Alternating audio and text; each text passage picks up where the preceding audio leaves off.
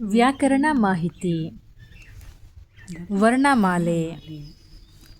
ಕನ್ನಡದಲ್ಲಿ ಒಟ್ಟು 49 ಅಕ್ಷರಗಳಿವೆ.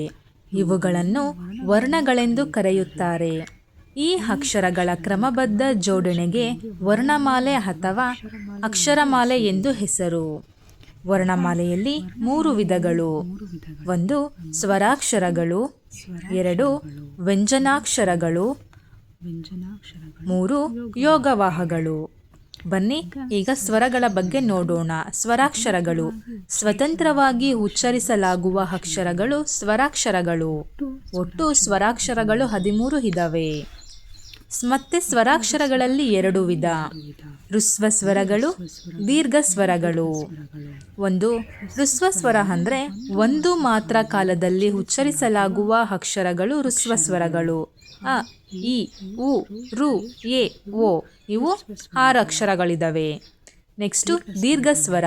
2 ಮಾತ್ರ ಕಾಲದಲ್ಲಿ ಉಚ್ಚರಿಸಲಾಗುವ ಅಕ್ಷರಗಳು ದೀರ್ಘ ಸ್ವರಗಳು. ಆ, ಈ, ಉ, ಎ, ಐ, ಓ, ಹೌ ಇವು 7 ಅಕ್ಷರಗಳಿದ್ದಾವೆ. ಈಗ ವ್ಯಂಜನಾಕ್ಷರಗಳು ಅಂದರೆ ಸ್ವರಗಳ ಸಹಾಯದಿಂದ ಉಚ್ಚರಿಸಲಾಗುವ ಅಕ್ಷರಗಳು ವ್ಯಂಜನಾಕ್ಷರಗಳು. ಉದಾಹರಣೆ: ಕ ಪ್ಲಸ್ ಅ ಇಸ್ ಈಕ್ವಲ್ ಟು ಖ, ಚ ಪ್ಲಸ್ ಅ ಇಸ್ ಈಕ್ವಲ್ ಟು ಚ. ಇವಕ್ಕೆ ಸ್ವರಗಳ ಸಹಾಯ ಬೇಕಾಗುತ್ತೆ, ಅದಕ್ಕೆ ವ್ಯಂಜನಾಕ್ಷರಗಳು ಅಂತ ಕರೀತಾರೆ. ಒಟ್ಟು ವ್ಯಂಜನಾಕ್ಷರಗಳು 34 ಅಕ್ಷರಗಳಿದ್ದಾವೆ. ಈಗ ವ್ಯಂಜನಗಳಲ್ಲಿ ಮತ್ತೆ ವಿಧಗಳು ಬರ್ತವೆ. ವ್ಯಂಜನಗಳಲ್ಲಿ 2 ವಿಧ: ವರ್ಗೀಯ ವ್ಯಂಜನಗಳು ಮತ್ತು ಅವರ್ಗೀಯ ವ್ಯಂಜನಗಳು. ವರ್ಗೀಯ ವ್ಯಂಜನಗಳು ಅಂದರೆ ವರ್ಗ ಮಾಡಬಹುದಾದ ಅಕ್ಷರಗಳು. ಖ ವರ್ಗ, ಚ ವರ್ಗ, ಟ ವರ್ಗ, ಥ ವರ್ಗ, ಪ ವರ್ಗ ಅಂತ ವರ್ಗಗಳನ್ನ ಮಾಡಬಹುದು. ಕ ವರ್ಗದಲ್ಲಿ ಖ, ಖ, ಘ, ಘ, ನ್ಯ ಬರುತ್ತೆ. ಚ ವರ್ಗದಲ್ಲಿ ಚ, ಛ, ಝ, ಝ, ನ್ಯ. ಟ ವರ್ಗದಲ್ಲಿ ಥ, ಥ, ಢ, ಢ, ಡ, ಡ, ಣ ಈ ಥರ ವರ್ಗಗಳನ್ನ ಮಾಡಬಹುದು. ಇದರಲ್ಲಿ 25 ಅಕ್ಷರಗಳಿವೆ. ಇವು ಉತ್ಪತ್ತಿಯಾಗುವ ಸ್ಥಾನಗಳಿಗೆ ಅನುಗುಣವಾಗಿ ವರ್ಗ ಮಾಡಿರುವುದರಿಂದ ವರ್ಗೀಯ ವ್ಯಂಜನಗಳು ಅಂತ ಕರೀತಾರೆ. ಇದರಲ್ಲಿ 3 ವಿಧ ಬರ್ತವೆ. ವರ್ಗೀಯ ವ್ಯಂಜನದಲ್ಲಿ ಅಲ್ಪ ಪ್ರಾಣಾಕ್ಷರಗಳು, ಮಹಾಪ್ರಾಣಾಕ್ಷರಗಳು ಮತ್ತು ಅನುನಾಸಿಕಾಕ್ಷರಗಳು. ಅಲ್ಪ ಪ್ರಾಣಗಳು ಅಂದರೆ ಕಡಿಮೆ ಉಸಿರಿನಿಂದ ಉಚ್ಚರಿಸಲಾಗುವ ವ್ಯಂಜನಗಳು ಅಲ್ಪ ಪ್ರಾಣಾಕ್ಷರಗಳು. ಉದಾಹರಣೆ: ಕ, ಚ, ಠ, ಥ, ಫ, ಗ, ಜ, ಡ, ದ, ಭ ಇವು ಕಡಿಮೆ ಉಸಿರಿನಿಂದ ಉಚ್ಚರಿಸಬಹುದು. ಮಹಾಪ್ರಾಣಾಕ್ಷರಗಳು ಅಂದರೆ ಹೆಚ್ಚು ಉಸಿರಿನಿಂದ ಉಚ್ಚರಿಸಲಾಗುವ ವ್ಯಂಜನಗಳಿಗೆ ಮಹಾಪ್ರಾಣಾಕ್ಷರಗಳು ಎಂದು ಹೆಸರು.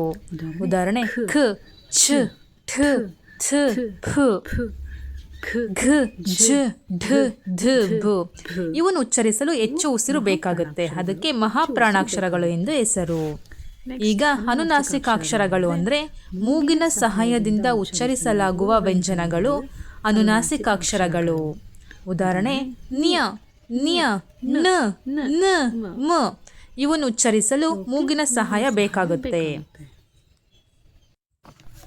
ಈಗ ವರ್ಗೀಯ ವ್ಯಂಜನ ಆಯಿತು. ಅವರ್ಗೀಯ ವ್ಯಂಜನಗಳು ಅಂದರೆ ಯ ಕಾರದಿಂದ ಳ ಕಾರದವರೆಗೆ 9 ಅಕ್ಷರಗಳು ಅವರ್ಗೀಯ ವ್ಯಂಜನಗಳು. ಇವುಗಳು ವರ್ಗ ಮಾಡಲು ಬರುವುದಿಲ್ಲ. ಉದಾಹರಣೆ: ಯ, ರ, ಲ, ವ, ಶ, ಶ, ಸ, ಹ, ಳ. ಇವು ಉತ್ಪತ್ತಿಯಾಗುವ ಸ್ಥಾನಗಳು ಬೇರೆ ಬೇರೆಯಾಗಿರುವುದರಿಂದ ಇವುಗಳನ್ನು ನಿರ್ದಿಷ್ಟವಾದ ವರ್ಗಗಳಲ್ಲಿ ಸೇರಿಸಿ ಹೇಳಲು ಬರುವುದಿಲ್ಲವಾದ್ದರಿಂದ ಇವನ್ನು ಅವರ್ಗೀಯ ವ್ಯಂಜನಗಳು ಎಂದು ಕರೆಯುವರು.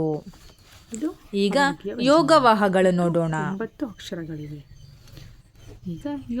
ಯೋಗವಾಹಗಳು ಅಂದರೆ ಯೋಗ ಎಂದರೆ ಕೂಡು, ವಾಹ ಎಂದರೆ ಹೋಗುವ ಎಂದರ್ಥ.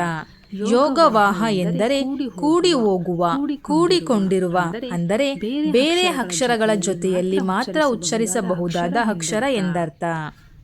ಯೋಗವಾಹಗಳಲ್ಲಿ 2 ವಿಧ: ಒಂದು ಅನುಸ್ವರ ಅಂದರೆ 1 0, ವಿಸರ್ಗ ಅಂದರೆ 2 0. ಉದಾಹರಣೆ: ಸಿಂಹ, ದುಃಖ. ಕೂಡಿ ಉಚ್ಚರಿಸುವಂತಹ ಅಕ್ಷರಗಳು, ಕೂಡಿಕೊಂಡಿರುವ ಪದಗಳು, ಅಕ್ಷರಗಳು. ಈಗ ಭಾಷಾಭ್ಯಾಸ ನೋಡುವುದಾದರೆ ಬಿಟ್ಟ ಸ್ಥಳಗಳನ್ನು ಭರ್ತಿ ಮಾಡಿ. ಕನ್ನಡ ವರ್ಣಮಾಲೆಯಲ್ಲಿ 3 ವಿಧ: ಸ್ವರಾಕ್ಷರಗಳ ಸಂಖ್ಯೆ, ವ್ಯಂಜನಾಕ್ಷರಗಳ ಸಂಖ್ಯೆ, ಯೋಗವಾಹಗಳ ಸಂಖ್ಯೆ. ಸ್ವರಗಳು 13. 33, ವ್ಯಂಜನಗಳು 34, ಯೋಗವಾಹಗಳು 2, ಹ್ರಸ್ವ ಸ್ವರಗಳು ದೀರ್ಘ ಸ್ವರಗಳು. ಹ್ರಸ್ವ ಸ್ವರಗಳು ಹಾರಿದವೆ. ಅ ಇ ಉ ಎ ರು ಓ. ದೀರ್ಘ ಸ್ವರಗಳು 7 ಆ ಇ ಉ ಎ ಹೈ ಓ ಹೌ. ಈಗ ವ್ಯಂಜನಾಕ್ಷರಗಳ ಕೋಷ್ಟಕ ಪೂರ್ಣಗೊಳಿಸಿ. ಅಲ್ಪಪ್ರಾಣ, ಮಹಾಪ್ರಾಣ, ಅಲ್ಪಪ್ರಾಣ, ಮಹಾಪ್ರಾಣ, ಅನುನಾಸಿಕ. ಇದನ್ನ ಫಿಲ್ ಮಾಡಬೇಕು. ಕ ಖ ಘ ಘ ನ್ಯ ಈ ಥರ ಫಿಲ್ ಮಾಡಬೇಕು. ನೆಕ್ಸ್ಟ್ ಅವರ್ಗೀಯ ವ್ಯಂಜನಾಕ್ಷರಗಳ ಕೋಷ್ಟಕ ಪೂರ್ಣಗೊಳಿಸಿ. ಯ ರ ಲ ವ ಶ ಶ ಸ ಹ ಳ.